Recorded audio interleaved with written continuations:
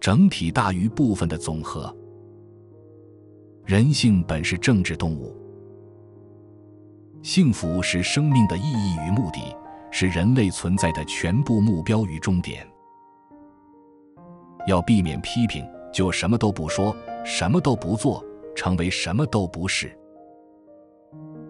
智者不会无谓地让自己暴露于危险之中，因为他在乎的事情不多，但在重大危机时，他愿意甚至牺牲自己的生命，因为他知道在某些情况下活着并无意义。把钱送出去是件容易的事，任何人都能做到，但是要决定给谁、给多少、何时给、为什么目的以及怎么给，这既不是每个人都能做到的，也不是一件容易的事。天亮之前起床是好事，因为这样的习惯有助于健康、财富和智慧。学习不是儿戏，我们无法在不经历痛苦的情况下学习。生命的终极价值取决于觉察与深思的能力，而不是仅仅在于生存。凡是乐于孤独的人，不是野兽，便是神灵。任何人都会生气，这很容易，但要对正确的人，在适当的程度，在适当的时机，出于正确的目的，以正确的方式生气，这不是每个人都能做到的，也不是件容易的事。我认为战胜自己的欲望比战胜敌人更需要勇气，因为最艰难的胜利是战胜自己。共和国衰落为民主政体，民主政体堕落为专制政体。懂得的人去做，理解的人去教。万物的变化都是甜蜜的。好的开始是成功的一半。我们发动战争是为了和平生活。道德的卓越是习惯的结果。我们透过公正的行为变得公正，透过有节制的行为变得有节制，透过勇敢的行为变得勇敢。个人的美貌比任何推荐信都更有说服力。我们有能力去做的事，也有能力不去做。青春容易受骗，因为它总是急于抱有希望。劳动的目的是获得闲暇。当一个人能够带着愉快的心情承受重大的灾难，不是因为麻木，而是由于心灵的伟大，苦难就变得美丽了。获得关于灵魂的任何确定知识是世界上最困难的事情之一。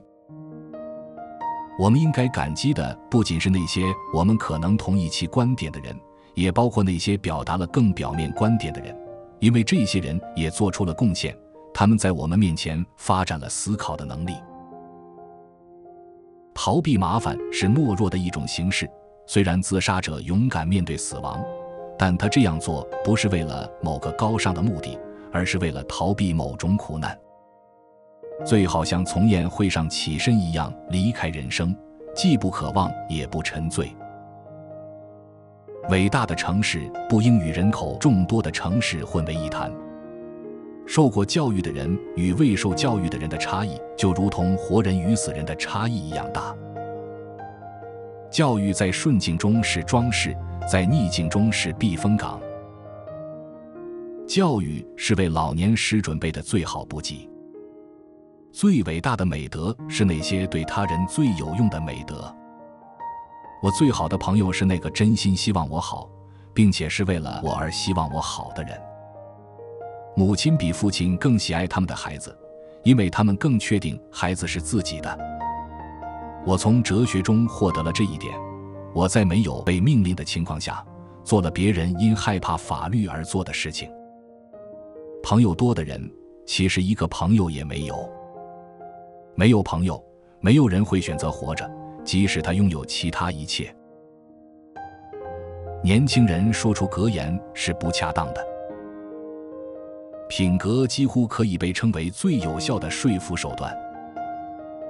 在民主制度下，穷人将比富人拥有更多的权利，因为他们人数更多，而多数人的意志是至高无上的。柏拉图对我很重要，但更重要的是真理。人按照自己的形象创造神，不仅在形式上，也在生活方式上。要成为好的统治者，首先必须被统治过。尊严不在于拥有荣誉，而在于应得荣誉。寡头和暴君都不信任人民，因此剥夺他们的武器。知识渊博的唯一标志就是教学能力。国家因为生活的需要而存在，并且为了美好生活而持续存在。神也喜欢开玩笑，没有人会爱他所害怕的人。节制是一种针对享乐的中庸之道。小恶不被注意，但当它扩大时，便会引起注意。正义的美德在于适度，由智慧调节。